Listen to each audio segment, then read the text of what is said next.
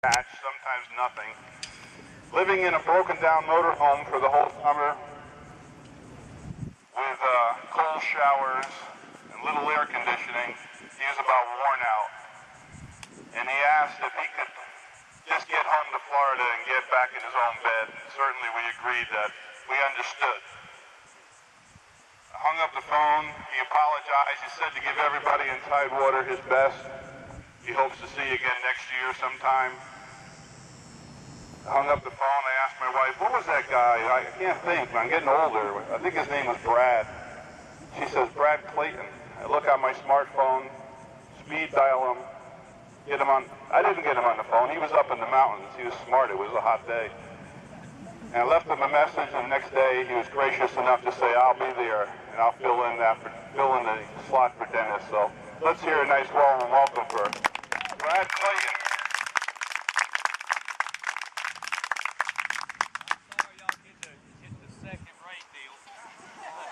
I know Dennis and have done a show with him in Augusta. He's pretty fun to watch. I don't have a dog. We have a horse though and a dog up there, but they don't know how to retrieve balls or anything. I guess first of all, I just want to give you a little something about who I am. I teach golf. That's all I've ever done. I turned professional 27 years ago. Played for quite a while, and then had a family and decided to start teaching and just teach. And that's been about 1992, I think it was. I didn't like traveling quite so much when you got baby kids. You wanted to be wife and time and all that good stuff. Well, you're giving the history here. Why don't you use the mic on good? Not that important. So anyway, I ended up teaching. I taught in Germany. That's where I met my ex-wife, and here in Florida, and just all over the eastern United States. And was building my teaching center, and pulled my hand off in 2000, which was outside of the birth of those two children. Best things that ever happened to me by far. It's given me an opportunity to work with I don't like to talk about it because I get real emotional when I talk about the wounded guys that I work with on a regular basis. So I'm going to try to stay away from that. But I use golf as therapy for them, and I have a group called the Brotherhood of the Warriors with Camp Lachute and Fort Bragg. And I'm actually getting ready to do a Ryder Cup for them in Raleigh, which we'll start doing yearly. It's going to be kind of y'all for Marines and soldiers. A lot of banner going on there, but they're kind of excited about that. But so anyway, I teach for a living. I do this, a few shots here and there. More of what you should hopefully get away from today is some information that can help you with your game. I was very fortunate to be named the Teacher of the Year in the Carolina section in 2008. They give that to anybody. And I don't know how I got in that hat, but I was very fortunate to become a master professional. Less than 350 of us, I think, in the world.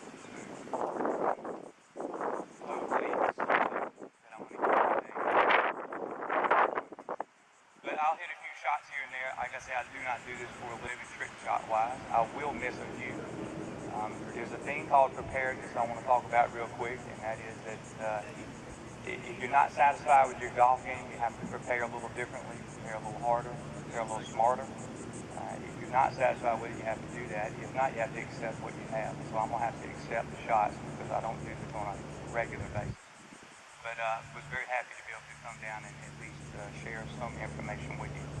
If you do have any questions about your golf swing, I don't know, I've even thought about doing something today, maybe taking anyone who wanted to be a guinea pig for 5 minutes and see if we couldn't get you hitting the golf ball a little better if you were really, really stressed out.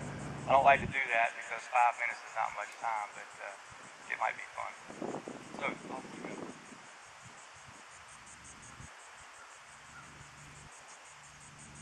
So I'm going to hit a few golf balls. That was really kind of weird. And what you just saw with that young man over there was literally a tremendous amount of speed. That's pretty clear. I'm the exact opposite of that. I don't have speed. That's one reason why I don't compete anymore. I just can't hit far enough. So distance does matter. But for most of us who play golf, who do it to enjoy, hitting the ball consistently straight and consistent is the thing that you're looking for most of all. Most people tend to overswing, swing too hard, swing out of balance, and I just want to swing a few times and see if I can loosen up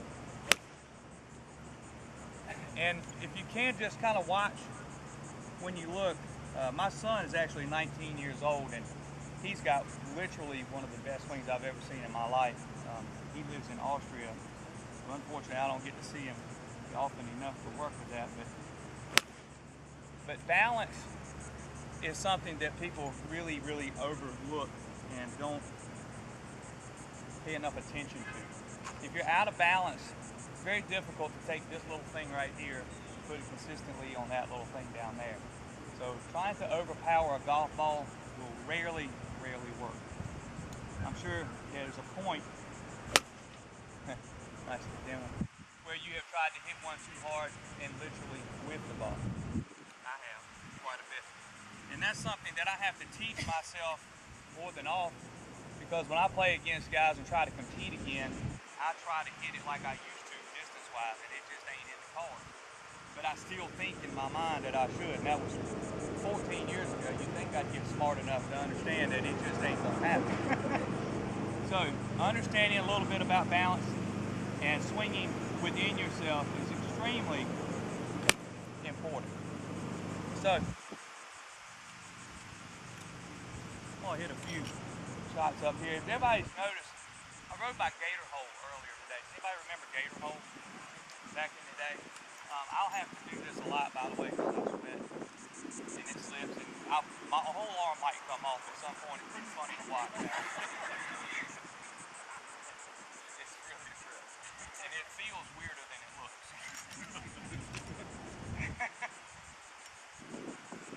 But if you notice, you know, I had a little golf course in my hometown the other day that closed.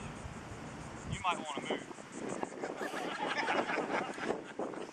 But you know, if you notice, the grass and the weeds have grown up and they get up tall, so I figured a way out to get around that is still be able to play the course, and that's to get you a big high tee, get up on a nice tall chair, and you can still play. I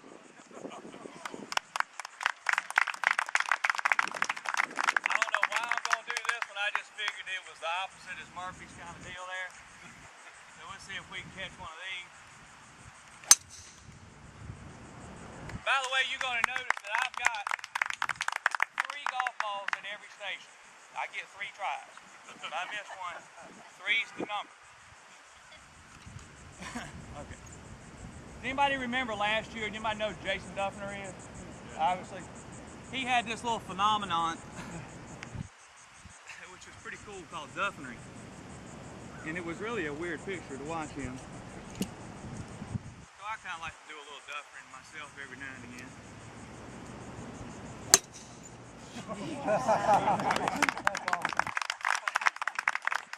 Also, there was a point in time, I actually really love the Indian culture, so I do sit a little Indian style on occasion. Uh-oh, see, that's why I got extra, right? That one ain't wanting to go. 3rd strike's out, right? Guaranteed this go. Yeah.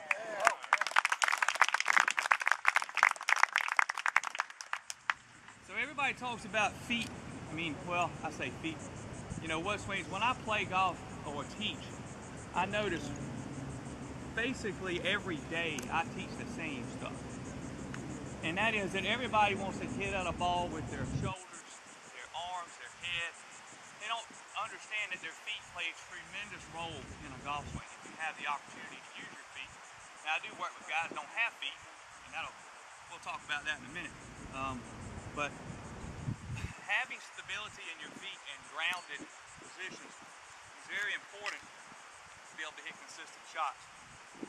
So when I'm hitting off of my knees, I'm going to be using my upper body. I can still hit it.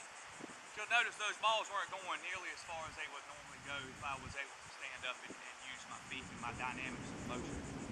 But when you do have a nice stable foundation, you can move it out there and respect. And then just for fun,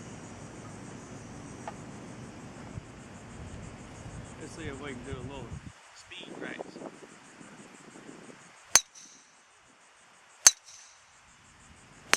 Ooh, look out.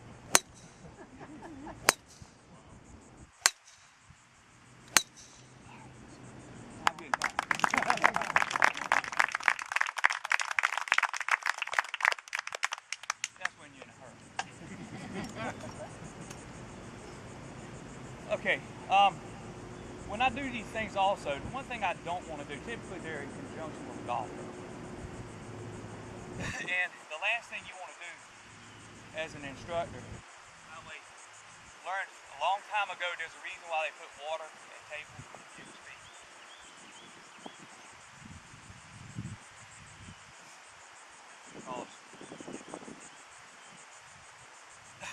But the one thing I don't want to do is hurt anyone before they go out on the golf course. But I will give you some tips that I don't care what you do will help you in your game.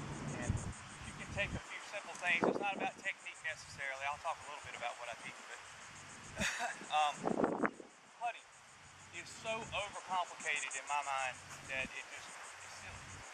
The reason that it makes it silly to me is that it's the shortest stroke in the game of golf. It's the least moving parts in the game of golf. So it really should be the easiest thing to do. It does have the least amount of room for error though. But if you'll simply learn how to use these better, I don't care what kind of stroke you have, you'll use your eyes better and learn how to approach the ball better, especially on breaking putts. It'll make a world of difference in your ability to control your distance and also your direction. And what I mean by that is your eyes will tell you where to stroke. Anyone who is right-handed here, just flip it if you're left-handed. If you've got a left to right putt, does anyone here struggle with those? Left to right putts if you're right-handed. You'll probably tend to hit it on the low side of the hole. Right-handed players who play right to left putts are probably a little bit easier. And the reason for that is that if I'm trying to hit to that flag right there, and I'm set up for a left-right break, it's real easy for your eyes to look straight to the hole, going in this direction. And that's where you're going to tend to look, is straight from the ball to the hole. And if you're looking at the hole, you're going to hit it at the hole, you're going to miss them down to the right. So if you've never tracked your putts before, do that. Go out on the course and start saying, am I missing them more on the low side or the high side? The high side is on the top side of the break, the low side is on the bottom side. And I guarantee you most of you are missing them 70-80% on the low side rather than the high. Because then you hit it low and then you try to pull it back. That doesn't work. But if you'll do this simple trick here, and that is to look along the line of the break and then approach the ball on the line of that break. So if I've got a 3-foot breaking putt, I'm going to approach this ball on this line. I'm not going to approach it from straight behind the ball to the ball in the hole and then try to adjust up there. But I'm actually going to walk in and look along this line in which the ball must start. So if it isn't right here, that gum sure ain't going to be right up there. Now, right to left putts are a little bit easier for right-handed players because it's harder to look back across your body, so you tend to look higher in. But on the left to right ones, it's really easy to look straight to the hole. So learn how to use your eyes properly, and that is to approach it on the line in which the ball must start. Anybody here use the line on the golf ball these days? The line up? Sometimes that helps also. You want to approach it on the line in which you have to go. And it will make a huge difference in your distance control. When it comes to seeing the line, anybody watched the movie Bagger Vance before? Bagger Vance, pretty good scene at the end of the deal when he sees that yellow line at the nighttime. Really, really cool to burn that kind of line. Because there are times, I'm sure everyone here that's played golf over time has had that feeling. It's gonna go in. And sometimes it don't, sometimes it does. And when it does, it really, really feels good. One thing in technique, many people tend, and I just put this grip on it, it's kind of weird looking at it. It kind of makes me remember, I think about guys with the long shorts. I don't know. So, when you putt, most people tend to recoil a putter. One thing you want to make sure you always do is hold your finish position. If you recoil, you're going to have no chance of getting consistent with your distance. But you want to make sure you go 1 back, 2 through, and hold that position. Count to 3. Butch Harmon said, use your left ear if you're right-handed as your eyes, and keep your head nice and steady. Use that as your eyes, and not your eyes as your eyes. But 1 back, 2 through, hold that finish position. Give me an email, PuzzleDuckGolf@gmail.com. Tell me if that helps. I bet y'all get a picture. So, let's see.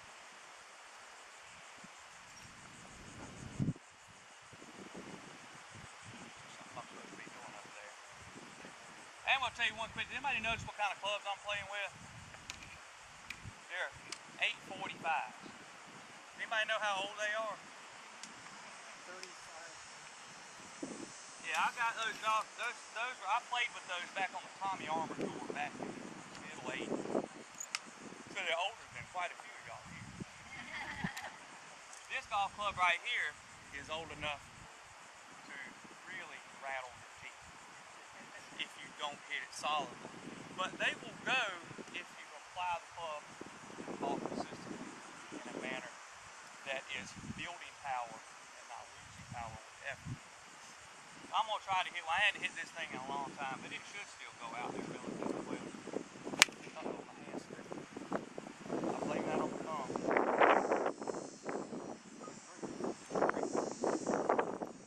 That really is slipping, so this might not work. This old leather grip. We'll try it. It slipped again. But anyway, you can see that you can actually play with something even like this if you go out. And most people don't understand the importance of hitting a ball consistently straight. I mean, if you can hit a ball 150 yards consistently straight, you can play bogey golf. And that's just hitting it 150 yards. Playing from normal teams. Just do the math on it one day. It's not about how far you hit it. It's about how consistent. And now it's nice if you go out for 100-yard long greens every day. That ain't gonna happen with most people. So anyway, I was telling you a little bit ago about playing and practicing in a hurry. The other thing I usually do sometimes if I've got to go quick is just hit them two at a time. And so you can get it in twice as fast that way.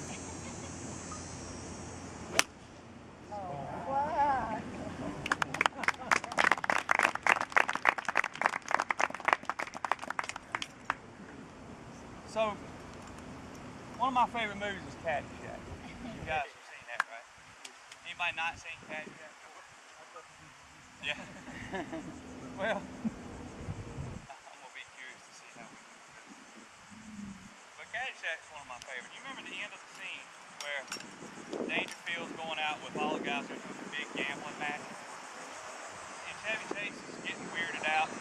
He hits the shot that hits the ball walks, comes back, hits Dangerfield in the arm. He's like, ooh, my arm. I think my arm is broken.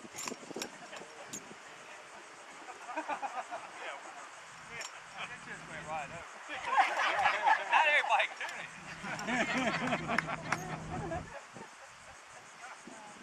So another one of my favorite scenes is when Chevy Chase and Noonan are out playing. Chevy puts on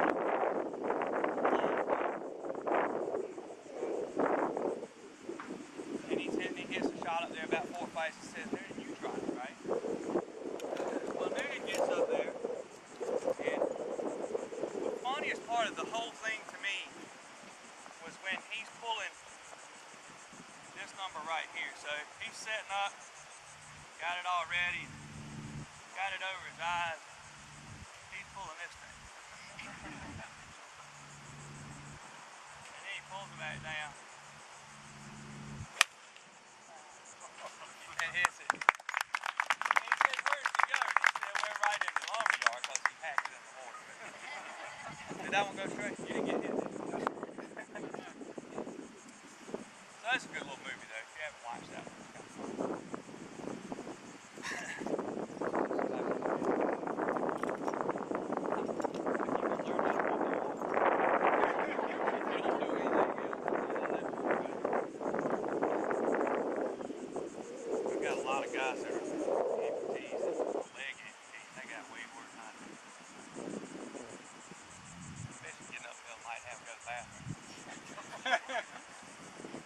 One of my buddies was up with me the other day. He's got a foot. I told him he needs to go ahead and cut it off because it really is.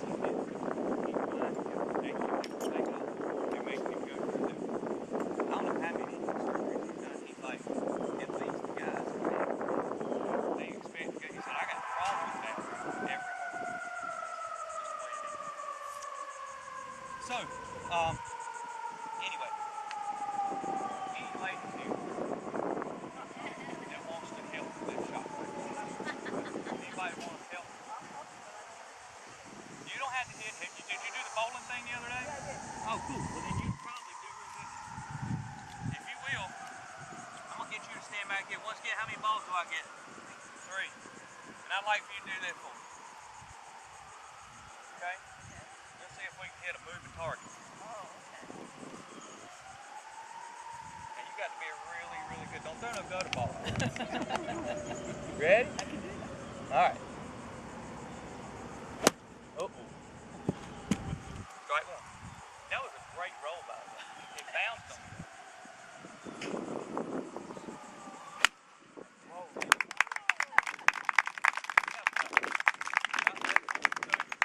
This is really, really a special part of this whole deal because when you help me do something, you get your choice between a PuzzleDuck hat or a PuzzleDuck golf course.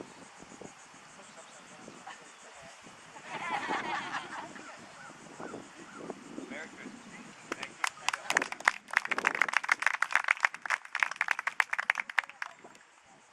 And that was actually really good bowling. I had this one kid in Charlotte one time, and he was throwing so fast. I said, man, I ain't gonna throw he was back up on it.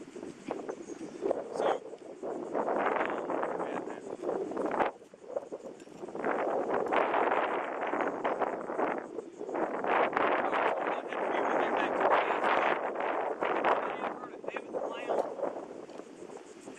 really good. He does trick shots. He was one of the best in the world. He actually dresses up as a clown and does them for kids. And how he does that, I don't know. He's a left-handed guy, but we did a clinic together at Paris Island one time. And I did ask him if he'd ever done this in succession, and he said no, he hadn't. You're really taking your life into your own hands. But this is up that high thing again. Let's see if we can go a little faster.